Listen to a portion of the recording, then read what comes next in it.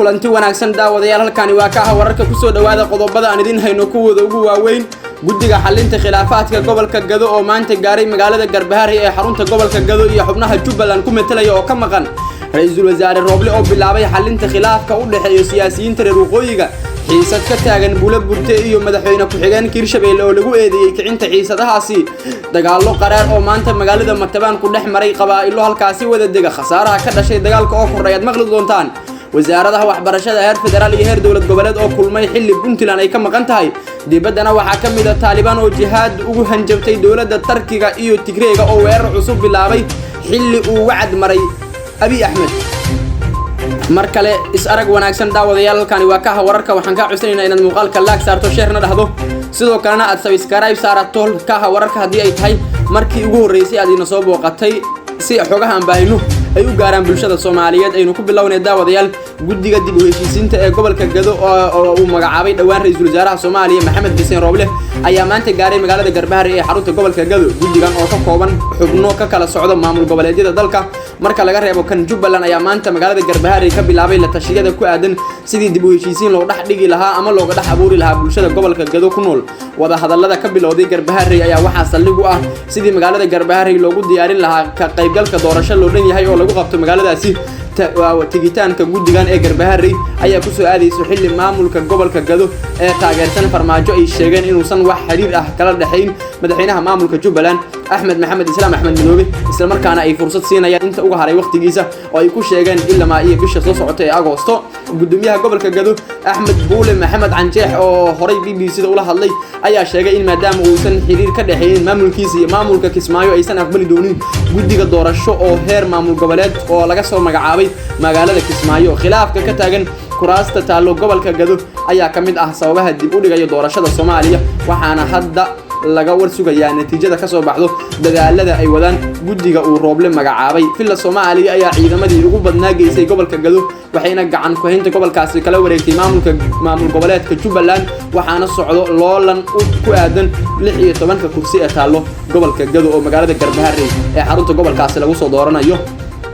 doorashada madaxweynaha Soomaaliya ayaa waxa lagu wadaa inay dhacdo 10 Oktoobar 2021 sida lagu qoray heshiiskii 27 May madaxda maamul goboleedyada iyo ra'iisul wasaare Roble ku dhex maray magaalada caasimadda ah ee Muqdisho inkastoo la qiyaasayo inay waqtigaasi ka dib dhacayso sabab la xiriira khilaafka ka taagan Gado iyo beledweyne oo maalmihii dambe labada dhinacba khilaafaadka markaasi ka taagan uu noqonayay mid is soo tarayay dhinaca kale wararka naga soo gaaray degmada Buulaburte ee gobolka Hiiraan ayaa sheegaya in xiisad xoogan ay ka taagan tahay degmadaasi kadib shaqo joojin uu sameeyay madaxweyne ku-xigeenka dawlad goboleedka Hirshabelle Yuusuf Axmed Hagar Dabageed ayaa shalay shaqo joojin ku sameeyay gudoomiyaha degmada Buulaburte ee gobolka Hiiraan Faysal Xaaji Aadan iyo labadiisa ku-xigeen taasi oo uga sii dartay qalalaasii ka taagnaa degmada maalmihii ugu dambeeyay madaxweyne ku-xigeenka oo dhawaan socdaal ku tagay Buulaburte ayaa waxa uu ku eedeeyay maamulka degmadaasi inay xalli waayeen khilaaf muddo ka dhex taagnaa maamulkooda iyo dagaalo beeleedyo soo noqnoqday degmadaasi shaqo joojinta uu sameeyay Dabageed ayaa waxa ka dhashay xaalad jahawareer ah oo ka taagan Buulaburte iyadoo saacadaha soo socda la filayo in odayaasha dhaqanka degmadaasi iskugu imaadaan shir degdeg ah oo arrimahaasi uga arrinsanayaan kulanka odayaasha ayaa waxa looga hadli doonaa shaqo joojinta uu sameeyay Dabageed iyo xiisada ka dhalatay ee saameynta xoogan ku yeelatay degmada Buulaburte ayaa xilligan waxa laga dareemayaa xaalad walaac leh ayadoo oo dadweynaha deegaankaasi ay soo wajahday cabsi baahsan oo la xiriirtay xiisada ay uga dartay shaqo joojinta uu sameeyay madaxweyne ku-xigeenka maamulkaasi Axmed Yuusuf Hagar Axmed Dabageed markale aan ka cusubnahay inaad muuqaalka like saarto share-na dhahdo si xogaha aan baahino ay bulshada Soomaaliyeed u gaaraan khasaaro dhimasho iyo dhaawac ah ayaa ka dhashay dagaal deegaan ku yaala duleedka degmada Matabaan ee gobolka Hiiraan ku dhex maray laba maleeshiyo beeleed oo halkaas wada dega dagaalka ayaa waxa uu ka dambeeyay kadib markii maleeshiyad hubaysan ay weerareen maleeshiyad kale oo ku sugnaa deegaanka Dhisaaqa ee duleedka Matabaan waxaana halkaas ka dhacay dagaal geystay khasaaro kala duwan wararka la helay ayaa sheegaya in dagaalku uu ku geeriyooday hal ruux halka laba kalena ay ku dhaawacmeen kuwaas oo isugu jira labada dhinac ee dagaalamayay dad ku sugan deegaanka lagu dagaalamay ee Dhisaaqa ayaa markaas ee duleedka Matabaan ku yaala ayaa sheegay in maleeshiyadka weerarka ku soo qaaday ay dib uga laabteen isla markaana haatan xaaladdu ay si caadi ah ku soo noqotay balse markasta dagaal la filan karo maadaama labada dhinac ay hubab xoogan isla kor fadhiyaan isla markaana dagaalkii horay u dhacay ama maanta gelinkii hore dhacana la isku adeegsaday hubab kala duwan xilligaana beeluhu ay isku urursanayaan deegaanka lagu dagaalamay deegaanada kale ee hoostaga degmada Matabaan ee gobolka Hiiraan ayaa waxa dhowr jeer ka dhacay dagaal u dhaxeeyay laba maleeshiyo beeleed iyadoo ay kala dhex galeen ciidamada dawladda federaalka ee Soomaaliya iyo kuwa gobolka Hiiraan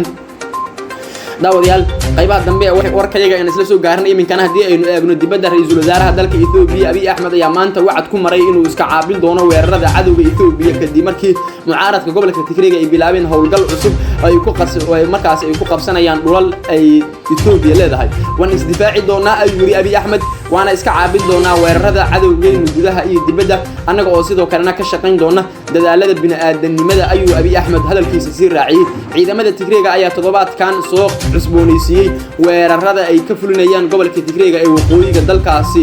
Itoobiya ayaga oo guulo ka sheegtay dagaalo dhowr ah laba toddobaad kadib markii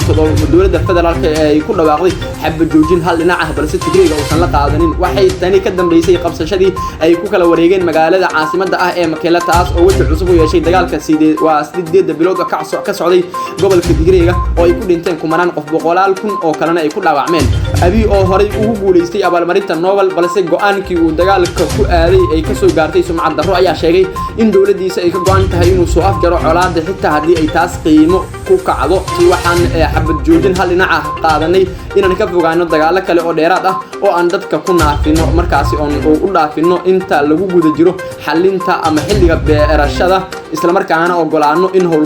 howlgalka gargaarka ah uu socdo qiil la'aan ayuu yiri Abiy Ahmed shacabkeena sida ay horay u muujiyeen waa inay u midoobaan sida hal ciidan oo kale si ay u xaqiijiyaan badbaadada dalkeena oo ay taageeraan ciidamada difaaca qaranka Itoobiya oo iska difaacaan iskana caabiyaan cadaadiska dibadda iyo dandaansiga gudaha ayuu yiri Abiy Ahmed ciidamada Tigreega ayaa sheegay inay dagaalka sii wadi doonaan ilaa xuduudaha gobolka ay ku soo noqdaan sidii ay ahaayeen ka hor dagaalka ayna la wareegaan magaalooyinka wali gacanta ugu jira ciidamada dawladda iyo kuwa gobolka Amxaarada ugu dambeynna saaxiibayaal ururka Taliban ayaa talaadii dawladda Turkiga ugu digay inay ciidamadeeda sii joogaan dalka Afghanistan ayagoo sheegay markaa inay u arki doonaan ciidanka Turkiga kuwa xoog ku jooga isla markaana ay ku jihaadi doonaan digniinta ayaa timid dhaqaaqyo horle oo dagaal kuwaas oo muujinaya in Taliban ay qorsheynayso inay awood military kula wareegto Afghanistan taas oo ka hor imaanayso ballanqaadkoodii nabadeed isla markaana sare u qaadaysa saansaanta dagaal sukeeye Mareykanka ayaa weydiistay Turkiga inay sugaan ammaanka garoonka diyaaradaha ee Kabul kadib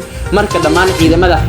xulafada Mareykanka iyo NATO ay ka baxaan Afghanistan dhamaadka bisha soo socota madaxweynaha Turkiga Rajab Tayyip Erdogan ayaa sheegay jimcihii isaga oo aan faahfaahin ka bixin in Washington kula heshiiyay qorshaha ku saabsan sida loo sugo amniga iyo maareynta garoonka diyaaradaha hase yeeshee Taliban ayaa cambaaraysay heshiiskaasi waxayna ka dalbadeen Turkiga inay dib u eegaan go'aankooda bayaan ay Taliban soo saartay ay ku sheegtay in ciidan kasta oo Afghanistan ku hara ay u arki doonaan kuwa duulaan ku ah dalkooda waxayna Turkiga uga digeen inay xiriirka kala dhaxeeyo oo xumaan doono hadii aysan arrimahaasi joojinin wasiirka gaashaaniga Turkiga ayaa markaas saxaafadda u sheegay kadib shirkii golaha wasiirada fidnimadii Isniinta in Turkiga ogolaaday qaar kamid ah qodobadii ay markaas ku wada hadleen